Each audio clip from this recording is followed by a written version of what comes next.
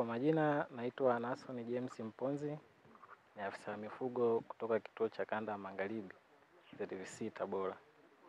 Kwa hiyo kwa leo hii tuko hapa kwa ajili ya zoezi la kuchukua sampuli kwa mifugo, ambayo tumechukua sampuli kwa ng'ombe pamoja na mbuzi na kondoo.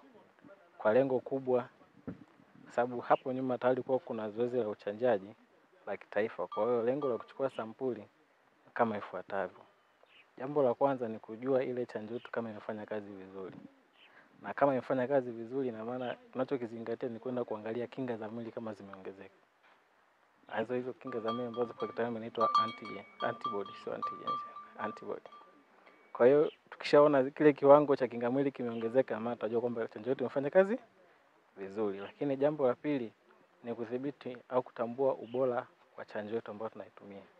Kwa hiyo kama chanjo yetu sasa hivi itakuwa imefanya vizuri, na maana tutakuwa tunaitumia endelevu miaka ijayo. Lakini kwa jambo lingine kwamba sasa hivi tumeshachanja.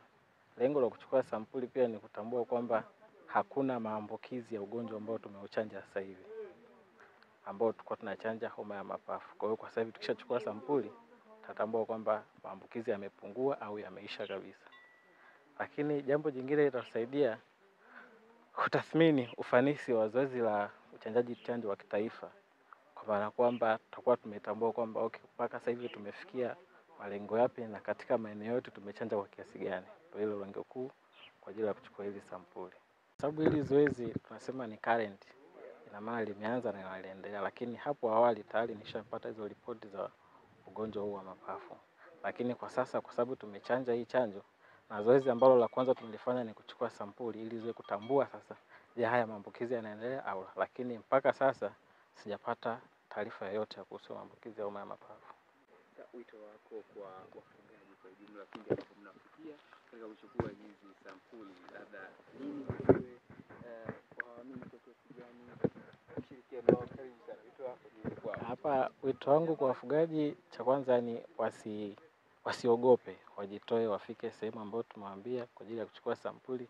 Hii pia na yenyewe itawasaidia kwa sababu tukishapeleka maabara, majibu pia watu tunarudishia kwamba mifugo yako tuliochukua sampuli ilikuwa ni namba ngapi. Kwa hiyo tunampa majibu kwamba mifugo yako iko vizuri kwa ajili ya endelee ufugaji wake vizuri kwa ajili ya kupata mazao mazuri kabisa. Kwa jina naitwa ni Simon James Mwamba. Utaratibu wangu wa kuchanja, nimepokea chanjo kwa mwaka huu mara moja. Nategemea kwa hii chanjo itatusaidia kwa usalama wa ng'ombe kwa ajili ya magonjwa. Na ninashukuru mpaka sasa ng'ombe wangu, ingawa wengine bado hawajapona vizuri, lakini kwa chanjo hii wengine wameshapona, wengine bado.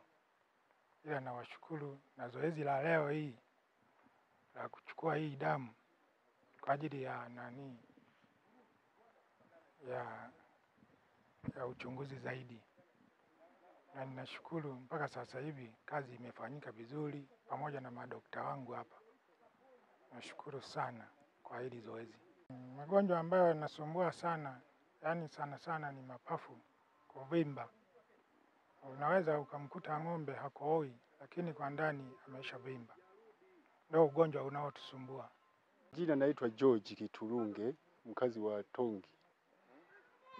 Mawazo yangu kulingana na mlivyokuja kwenye chanjo, mimi nafikiri tutaona mbeleni utaratibu utakavyoendelea.